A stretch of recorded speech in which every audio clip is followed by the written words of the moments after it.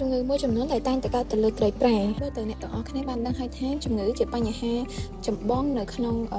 វិស័យវារីវប្បកម្មនៅក្នុងពេលចិញ្ចឹមដែលកសិករត្រូវឧស្សាហ៍ពិនិត្យមើលសុខភាពត្រីក្នុងករណីដែលវាមានជំងឺដោយប៉ារ៉ាស៊ីតឬក៏ជំងឺផ្សេងៗទៀតដោយជាហេតុធ្វើឲ្យត្រីងាប់ផងដែរបើនិយាយទៅដល់មូលហេតុនៃជំងឺហ្នឹងគឺមានកត្តាជាមូលដ្ឋានមួយចំនួនដែលបណ្ដាលឲ្យត្រីកើតមានជំងឺគឺនៅពេលដែលទឹកស្រះកខ្វក់បរិមាណត្រីនៅក្នុងស្រះច្រើនហួសកំណត់ការផ្ដល់ចំណីមិនគ្រប់គ្រាន់ពេលត្រីត្រូវបានរាតត្បាតដោយសារពួកប៉ារ៉ាស៊ីតបាក់តេរីពពួកផ្សិតនិងវីរុសជាដើមហើយ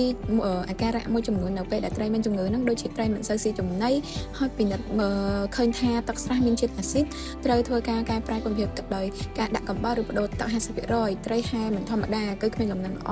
ភាគច្រើនត្រីបង្ហាញខ្លួននៅលើផ្ទៃទឹកដោយគ្មានទិសដៅបញ្ជាក់ថាត្រីមានជំងឺប៉ារ៉ាស៊ីតឬបាក់តេរីឬក៏ជំងឺដោយពពួកផ្សិតតោងជាប់នៅលើដងខ្លួនរបស់វាផងដែរហើយនៅពេលដែលប្រកប្រឡំហ្នឹងគឺត្រីងើបឡើងលើផ្ទៃទឹករយៈពេលយូរហើយវាស្រូបយកខ្យល់ធ្វើមាត់មហប់យកខ្យល់ពីបរិយាកាសគឺដោយសារទឹកស្រះខ្វះអុកស៊ីហ្សែនហើយត្រីមានការប្រែពណ៌សម្បុរស្រកានិងព្រុយវាមានការដាច់រលាត់ស្រកីត្រីប្រែទៅជាស្លាំង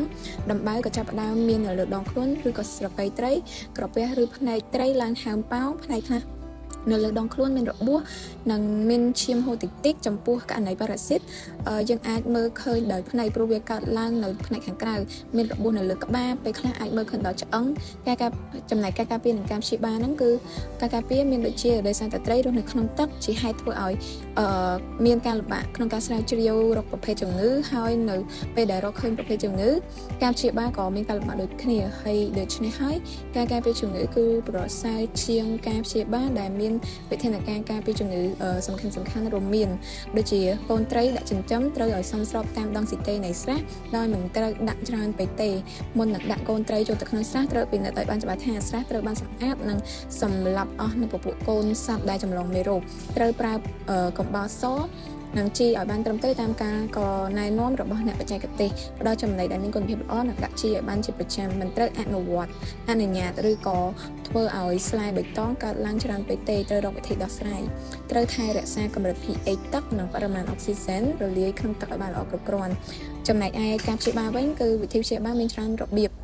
ដោយយោងទៅតាមប្រភេទជំងឺនិងមានរបៀបសាមញ្ញជាមូលដ្ឋានក្នុងការព្យាបាលជំងឺត្រីផងដែរអញ្ចឹងវីដេអូក្រោយៗខ្ញុំនឹងលើកឡើងបន្ថែមនៅវីដេអូនេះបើសិនជាមានចម្ងល់អីអាចសួរនៅក្នុង comment ឬនៅក្នុងកម្មវិធីមេកុងហ្វាមបានអរគុណជម្រាបលាជួបគ្នានៅវីដេអូក្រោយ